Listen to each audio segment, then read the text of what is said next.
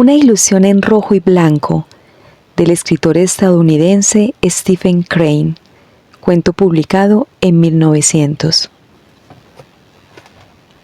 Una ilusión en rojo y blanco. Durante las largas noches del bloqueo de Cuba, los hombres que iban a bordo de aquel pequeño y basculante bote mensajero intimaban tanto como si hubiesen sido enterrados en el mismo ataúd. Corresponsales que en Nueva York se comportaban como individuos vanidosos y egoístas, se convertían en personas amables y sencillas. Cada uno de ellos contaba todo lo que sabía, y a veces más. Este relato se lo debo a uno de los astros más brillantes del periodismo neoyorquino. Ahora, así es como imagino que sucedió la cosa. No sé si ocurrió de este modo, pero así es como imagino que sucedió. Y siempre me ha parecido una historia muy interesante. Llevaba poco tiempo en el periódico, cuando el editor me encargó la información en un interesante caso de asesinato. Lo ocurrido era lo siguiente. En un apartado condado del estado de Nueva York, un granjero cobró un gran aborrecimiento hacia su esposa. Un día entró en la cocina armado de un hacha y en presencia de sus 4 hijos descargó un hachazo sobre la nuca de su esposa. Esto sucedió a primera hora de la mañana, pero el granjero ordenó a sus hijos que se fueran a la cama. Entonces trasladó el cadáver de su esposa a un bosque cercano y lo enterró. El granjero en cuestión se llamaba Jones. Su hijo mayor se llamaba Freddy. Una semana después del asesinato, un vecino que vivía en una granja apartada pasó por delante de la casa en su carreta y vio a Freddy jugando junto al camino. Se detuvo y le preguntó al muchacho qué tal marchaba la familia Jones. «Todos estamos perfectamente», respondió Freddy. «Todos, menos mamá, que está muerta». «¿Muerta?», exclamó el asombrado granjero. «¿Cuándo murió y de qué?», respondió Freddy. «La semana pasada, un hombre de pelo rojo y grandes dientes blancos entró en la cocina y mató a mamá con un hacha». El granjero se indignó con el muchacho al oír aquella fábula infantil que no tenía sentido y se marchó gruñendo contra la fantasía de los muchachos, que en este caso era una fantasía macabra. Pero aquella misma noche contó el incidente en una taberna, y cuando la gente empezó a echar de menos a la familiar figura de la señora Jones en la iglesia metodista los domingos por la mañana, no pararon hasta que se abrió una investigación. El granjero Jones fue detenido por asesinato y el cadáver de su esposa fue rescatado de su tumba en el bosque y enterrado por su propia familia. El principal interés se centra ahora en los muchachos. Los 4 declararon que se hallaban en la cocina en el momento del crimen y que el asesino tenía el pelo rojo. El virtuoso Jones tenía el pelo gris. Los muchachos aseguraron también que los dientes del asesino eran grandes y blancos.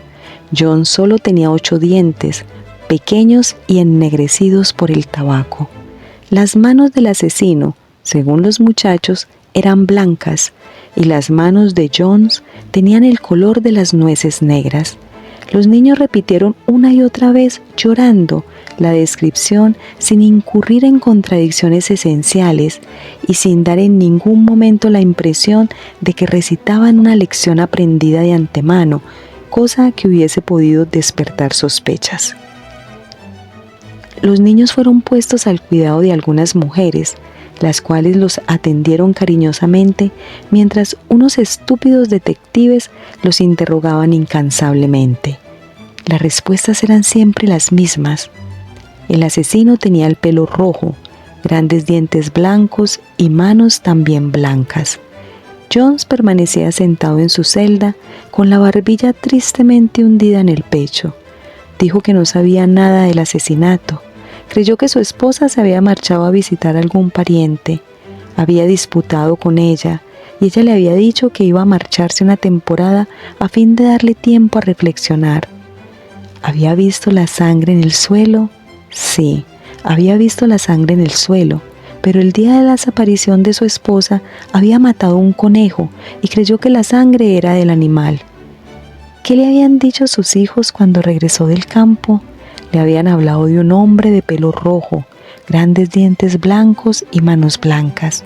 A la pregunta de por qué no informó a la policía del condado, respondió que no había creído que valiera la pena molestar a la policía por una cosa que no tenía importancia. Desde luego, odiaba a su esposa y se alegraba de haberse librado de ella. Creyó que su esposa lo había abandonado y nunca prestó crédito a la fantástica historia que le contaron sus hijos.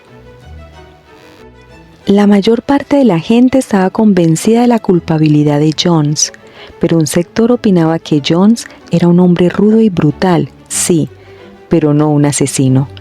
Por otra parte, los niños no pueden mentir, y los hijos de Jones, al ser interrogados, habían declarado que el asesinato había sido cometido por un hombre de pelo rojo, grandes dientes blancos y manos blancas. Yo mismo hablé varias veces con los muchachos y quedé sorprendido del poder convincente de su fantástica versión de los hechos. Brillando en las profundidades de aquellos límpidos ojos infantiles, uno llegaba a ver la imagen de un hombre de pelo rojo, grandes dientes blancos y manos blancas. Ahora voy a decirles lo que sucedió, cómo imagino que sucedió. Poco después de haber enterrado a su esposa en el bosque, Jones regresó a la casa. Al no ver a nadie, llamó del modo acostumbrado. «Madre». Los chiquillos se presentaron ante él temblando. «¿Dónde está la madre de ustedes?», preguntó Jones. Los chiquillos lo miraron con expresión asustada. Freddy tomó la palabra. «Estábamos en la cocina. Entraste tú y golpeaste a mamá con un hacha. Y luego nos enviaste a la cama». «¿Yo?», exclamó Jones. «No he estado cerca de la casa desde la hora del desayuno». Los chiquillos no supieron qué contestar. Sus mentes infantiles conservaban la idea de que el hombre del hacha era su padre, pero su padre lo negaba y por lo tanto no podía ser cierto. El asunto era misterioso, triste y los hacía llorar. «¿Qué aspecto tenía ese hombre?», preguntó Jones. Freddy vaciló. «Se parecía mucho a ti, papá». «¿A mí?», dijo Jones. «¿No has dicho que tenía el pelo rojo?». «No, no he dicho eso», respondió Freddy. «Pensé que tenía el pelo gris como tú». «Bueno», dijo Jones, «he visto a un hombre de pelo rojo que se alejaba por el camino y pensé que tal vez podía haber sido él». La pequeña Lucy intervino entonces con profundo convencimiento. «Su pelo era un poco rojo, papá, yo lo vi». «No», dijo Jones, «el hombre que yo vi tenía el pelo muy rojo». «¿Y qué aspecto tenían sus dientes? ¿Eran grandes y blancos?». «Sí», respondió Lucy, «grandes y blancos». Incluso Freddy se sintió inclinado a reconocerlo así. «Creo que sus dientes eran blancos y grandes, papá». Jones no habló más del asunto de momento. Más tarde le dijo a los chiquillos que su madre se había marchado a hacer una visita, y ellos lo aceptaron, aunque en sus mentes no acababan de encajar del todo las piezas de aquel rompecabezas. Jones realizó sus tareas como si no hubiese pasado nada. Al día siguiente, mientras estaban desayunando, Jones le dijo a la pequeña Lucy: «¿Te fijaste bien en el hombre de pelo rojo y grandes dientes blancos? ¿Notaste algo más en él?». Lucy se irguió en su silla y mostró el infantil deseo de proporcionar alguna valiosa información que mereciera la aprobación de su padre. «Tenía las manos blancas, unas manos muy blancas». «¿Es verdad eso, Freddy?», preguntó al muchacho. «No me fijé mucho en ellas, pero creo que eran blancas». «¿Y qué nos dice la pequeña Marta?», inquirió el cariñoso padre. «¿Viste tú al hombre malo?». Marta, que solo tenía 4 años, respondió solamente: «Su pelo era rojo y su mano era blanca, muy blanca». Ese es el hombre que vi alejarse por el camino, le dijo Jones a Freddy. Sí, tuvo que ser él, dijo el muchacho con el cerebro completamente embrollado. Nuevamente, Jones guardó silencio sobre el asunto. Desde el punto de vista de los chiquillos, los adultos actúan de un modo incomprensible. Por ejemplo, ¿puede haber algo más incomprensible que un hombre dueño de 2 caballos ande todo el día por el campo golpeando la tierra con una azada? ¿Y por qué cortan la hierba más larga y la meten en un granero? Y así por el estilo. La vida y los actos de los adultos son profundamente misteriosos. Por lo tanto, si un hombre de pelo rojo, grandes dientes blancos y manos blancas había descargado un hachazo sobre la nuca de su madre, se trataba simplemente de un fenómeno perteneciente al misterio de la vida adulta. El pequeño Henry, cuando tenía un deseo, gritaba y golpeaba la mesa con su cuchara. Esto era para él la vida. El hecho de que su madre hubiese sido asesinada no lo afectaba en absoluto. Un día, Jones, que no había hablado más con sus hijos del hombre del pelo rojo, les dijo súbitamente: «Vamos a ver, hijos míos, me he estado preguntando si se habrían equivocado. ¿Están absolutamente seguros de que aquel hombre tenía el pelo rojo, grandes dientes blancos y manos blancas?» Los chiquillos protestaron airadamente. «Desde luego, papá», dijo Freddy, «no nos equivocamos. Lo vimos como te estamos viendo a ti». Más tarde, la mente del propio Freddy empezó a trabajar por su cuenta.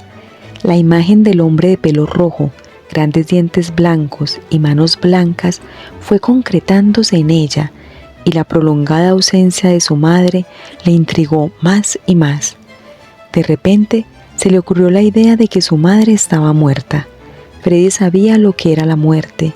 En cierta ocasión había visto un perro muerto. También había visto ratones, gallinas y conejos muertos. Un día le preguntó a su padre: «Papá, ¿volverá mamá a casa?» Jones dijo: «Creo que no, hijo mío». Esta respuesta confirmó al muchacho en su idea. Sabía que las personas que mueren no vuelven a sus casas. La actitud de Jones hacia la historia del hombre del hacha era muy singular. Se mostraba incrédulo, protestaba contra el convencimiento de los chiquillos, pero no consiguió que cambiaran su versión. Estaban absolutamente convencidos de haberlo visto. La historia en realidad termina aquí, pero quiero añadir algo que los divertirá. El jurado condenó a Jones a morir en la horca, y su veredicto fue completamente justo. Antes de morir, Jones confesó: «Freddy es ahora un respetable comerciante», y lo curioso del caso es que está convencido de que la confesión de su padre fue una mentira. Considera a su padre como una víctima de la estupidez de los jurados y tiene la esperanza de encontrar algún día al hombre de pelo rojo, grandes dientes blancos y manos blancas, cuya imagen permanece grabada en su memoria con tal nitidez que podría localizarlo en medio de una multitud de 10.000 hombres. Fin. Stephen Crane nació en 1871, novelista estadounidense cuya obra preludió el naturalismo norteamericano y ejerció una notable influencia en la evolución de la narrativa de su país. Periodista y corresponsal durante las guerras greco-turca, 1897, e hispano-estadounidense, 1898. En 1890, este autor marchó a Nueva York a trabajar como periodista en los barrios marginales, experiencia de la que surgió su primera novela, Maggie, una chica de la calle, 1893. Su protagonista crece en una familia pobre y de costumbres poco ejemplares.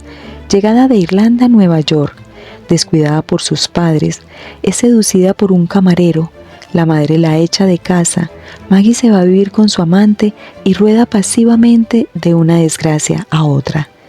La progresiva degradación de Maggie y su tragedia están narradas con un estilo a veces violento, pero frío y preciso, hecho de secas vibraciones, con una impasibilidad de la que más tarde había de acordarse Theodore Dreiser, el autor de una tragedia americana.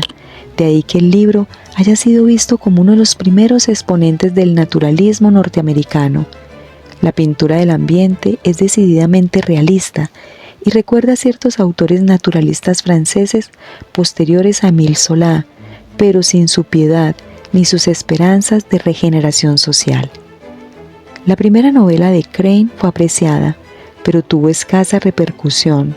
2 años después publicó la que sería en cambio su obra más aplaudida, La roja insignia del valor, 1895, narración realista y psicológica de un joven soldado cuyo miedo y cuya heroicidad final son contados con un estilo rápido y vigoroso.